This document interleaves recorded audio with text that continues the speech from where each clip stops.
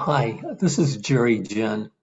What I want to do today is give you a little bit of instruction on feeling of energies, and these are subtle energies and energies that flow through the body, and also instruct you a little bit on the muscle memory exercises so that before you're doing any radiesthesia or dowsing and looking for energies, you know what the feel of the motions are. And what I'll do is that I'll present some slides, and then at the end of it, I'll stop the slides. And at that point, I'll physically show you how to do some of these things that I talk about in the slides. So the purpose of this is that many people don't know that about the energy flows that occur around you and especially in your body. And if you've never dowsed before, you may think that this is magic. It's not, and I'm just going to instruct you on how to understand these energies, and some of these practices here that I like feeling the energies. You may or may not feel anything. Don't worry about it. The purpose is that for those who do feel it, great. They'll have more um, affirmation that they are an energetic person. The first thing I'll do is have you feel energies, and I'll do this afterwards again, but if you see me on the small screen, what I'm doing is if you put your hands in front of you and you move it around a little bit, and that helps build the energies between the hands. And a lot of you, when you do this, will feel that tingling sensation, warm sensation, whatever it is that you feel. I feel the tingling sensation that occurs between the hands. It's like you're holding a ball.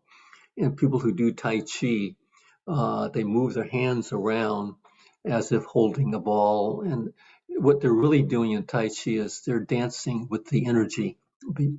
And you can think of it as a ball between the hands. So the palms of your hands are about 12 to 15 inches apart, and you'll feel that.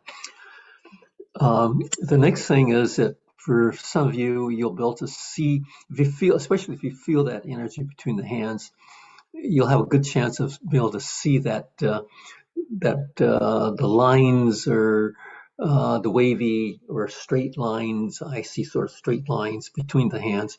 So if you go in front of a blank wall, not with a lot of decorations on it, but something that's plain, you look between the hands and move your hands up and down in front of your eyes, the palms facing each other. Um, and like you're holding that ball of energy again. But as you move it up and down and look through the area between the hands, and some of you will see lines that flow between the palms and especially the fingertips of the hands. So that is seeing that. But again, don't worry if you don't. I just wanted to, for those that do see it and feel it, it's just further confirmation of who you are. And if you practice it, you'll see it. If you practice it, you'll feel it.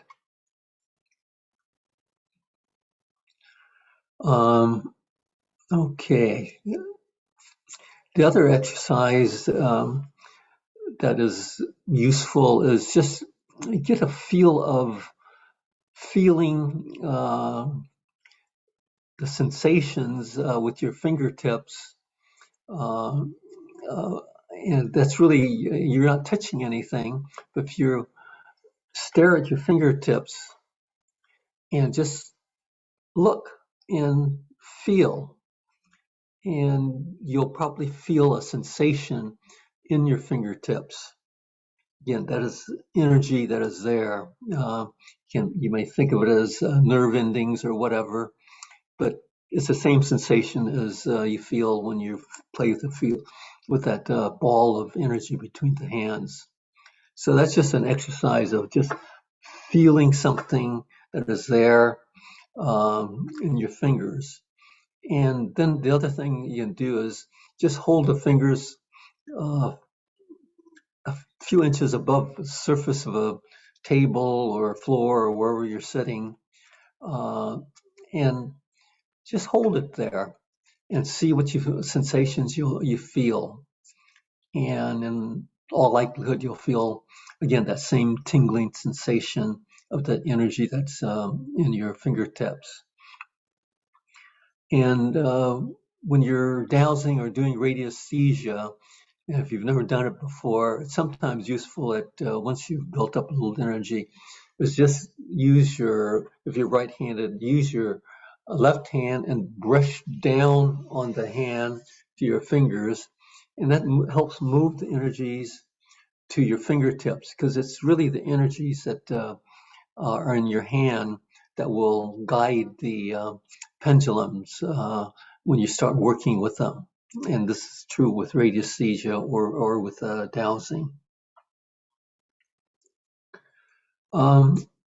Every once in a while, people switch their polarities. And this is sort of a strange statement, but when you're dowsing and doing radiesthesia, sometimes you want things normally go in a clockwise pattern. If you're doing radiesthesia, every once in a while it'll go counterclockwise. And that's because your polarity is switched, and the exercise that one does to change polarity is stand up and do marching in place scenario. And so you're right, and then as you march with your right hand, and then you bring your knee up, you touch the left knee, and then with your left hand, you touch your right knee as you're marching up and down. And this sort of gets you back into the rhythm of what the polarities in your body should be. Do this 5, 6, 7, 8 times. And in all likelihood, your polarity will switch back so that when you do radiesthesia, the pendulum goes in a clockwise manner.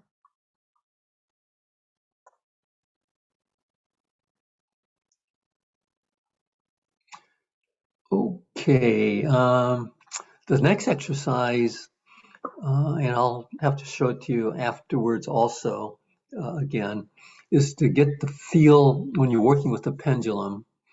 And I have a pendulum in front of me here.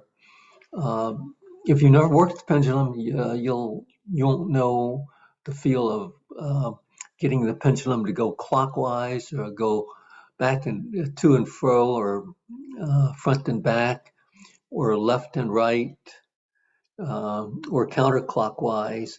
Those are the typical motions that are there. And so your mind has to memorize those motions so that there's some muscle memory of, I'm holding a pendulum. How do you make this go clockwise? How do you make it go counterclockwise? And how do you make it go back and forth? And how do you make it go left and right? So in dowsing, these are the motions that are there, but they have to come automatically. And the way to do it is just practice with the pendulum for a while, and walk around, whatever you're doing, anything, and make the pendulum go clockwise. Make the pendulum go counterclockwise, back and forth, left and right. It's like riding a bicycle. Once you've done it and you know how to ride a bicycle, you're not going to forget how to ride a bicycle. You just pedal and you go. Or if you're walking, you've never walked before, you're a baby, a toddler, yeah, you're going to learn how to move one foot in front of the other and stay in balance. Then after that, it's all automatic. And that's what you're doing when you're learning to dowse or learning radiesthesia. You're just getting some muscle memory in place. And then after that, what happens is based upon your subconscious mind. And we'll go through that, and I talk about that in a number of the YouTubes that I'm preparing for the instruction on how to do all these things so that you can feel your vibrational energy levels, and you can uh, figure out what your personal wavelength is and learn what's good and bad for you. Lots of important things will happen.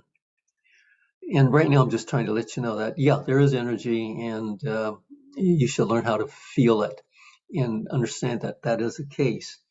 Another example of energy is kinesiology. Kinesiology is a practice that lets the body talk to you, and you can prove this very, very easily. It takes two persons to do it. It takes a partner. And what you do on with regard to that is you have there's one person that's going to be pushing down on the hand that's outstretched, another person behind it that's pushing down on that hand to measure resistance. And so it's very simple. Um, let's say that you're the person doing the pushing of the hand, so you stand behind the other person, and so the first person puts their left hand out, straight out, and you stand behind the person. Your right hand touches the person's right shoulder, and your left hand touches the person's wrist or hand that will be pushing down on it. So the objective is just have the person say normal resistance, not trying to lock your muscles or anything, just normal resistance with the arms outstretched and with the left arm outstretched, and you'll push down on it, and you'll feel the amount of resistance that's there. And most people have normal resistance, and it's a little bit hard to push down on it, and that's fine. That's what you want to feel. Then take, you're still standing behind the person, and you can reach around and move your palm of your hand, left hand, from the chest area down down the body, basically, without touching the person or your partner, and then repeat that process of testing the left hand. And what will happen is that your partner will not, when you press down on the hand, it'll come down a lot easier because you've affected her energy flow. Even though you may not realize it, just sweeping your hand down in front of the body affects that energy, and the person is weakened. And that's an easy way to know that there's energies that are there that you're affecting. Afterwards, after you've tested the person, move your hand with your palm of your hand, move the energy back up the body, up through the chest area, without touching the person, and you can test the person again, and the arm then becomes strong. So all I'm trying to let you know is, yeah, there's energy in your body, and this is a way to recognize that. And the reason I'm teaching all of this is that what I'll be doing is having a course of YouTubes that's going to teach you resonance, this feeling the flow of energies, securing your resonance so that you can dowse accurately, teach you personal wavelength techniques with pendulums so that you can know what foods, drugs, supplements are good for you or not good for you, so that you can also be able to test your vibrational level, because it's important to know who you are. Most of you think, oh, this is me. Well, yeah, this is your ego talking. That's the ego person. But your true essence is something else, and that's your true you. And when you get there, your vibrational level moves up significantly, and you'll be able to test for that. And I'll talk about some energies, creation energies, 369 energies, and I'll talk about materials called GANs or ormus, and those materials will give you much knowledge with regard to the nature of creation and the fields that they form. And you can detect these fields. I'll teach you how to do that. And I'll give you a short introduction to the field of biogeometry and BG3 harmony energy. But let me just stop sharing for right now so I can, so you see me. And I'll just briefly restate it, because you may not have seen me in that small little picture, but hold your hands apart and you'll feel the energies between the hands. And that's what I want you to feel. And then if you look through your hands at a blank wall, you may see the energies, invisible, the energy lines between the hands. They're not really invisible, but you have to get used to seeing it and sort of feel that that is there. So let's see, what else did we talk about? Yeah, we'll go through the exercise of feeling the fingertips of your hands and the tabletop, because you can do that on your own. And polarities, it's just marching in place and switching your arm from right arm over and touching your left knee as you bring your left knee up, and switching over again as you march in place with your left hand over the right knee, just to get yourself back in the right polarity. Okay, the dowsing motions. In another YouTube, I talk about the different types of pendulums, but here's a neutral pendulum, which is an acrylic ball, and you could have a wooden pendulum. I have one here, and I have it downstairs. And having a neutral pendulum, like acrylic ball, or in my book, The Seeker and the Teacher of Light, I teach how to make one of these out of flour and salt, which is just another form of Play-Doh. And let it dry, and you'll be able to form a 1-inch diameter ball. So typically, what you do is you hold the string about 1.5 inches from the weight, and learn to move the. Let me get back a little further so you can see. Move the pendulum back and forth. So I call this the to and fro movement.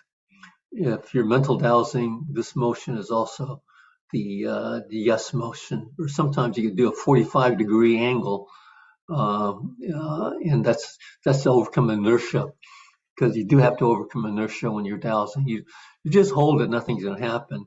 If you let things move and then wait for the motion to wait for the subconscious mind to tell the energies what to do, and the hands will then do what it needs to do.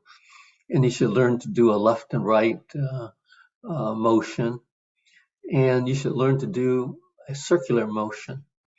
So it's I'm doing it in a clockwise motion, and you should learn to do it in a counterclockwise motion.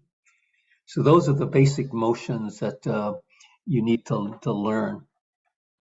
And in the kinesiology exercise, is just basically your partner holds the left hand out, and you're behind the person and pushing down on it with your right hand on your right shoulder, and your left hand you're behind it, so same direction is pushing down. And it's not you don't have to push hard or anything, just normal pressure, and what you want to do is have both you and the partner feel the resistance that is there, and the level of resistance, and it's just moving the hand down the body without touching. That reduces the energy, and then always after the exercise, always move the energy back up, and that allows the person to be re-energized again. So with that, I shall stop this YouTube, and hopefully you learned a little bit about energies and flow. Thank you. Let me just stop the recording.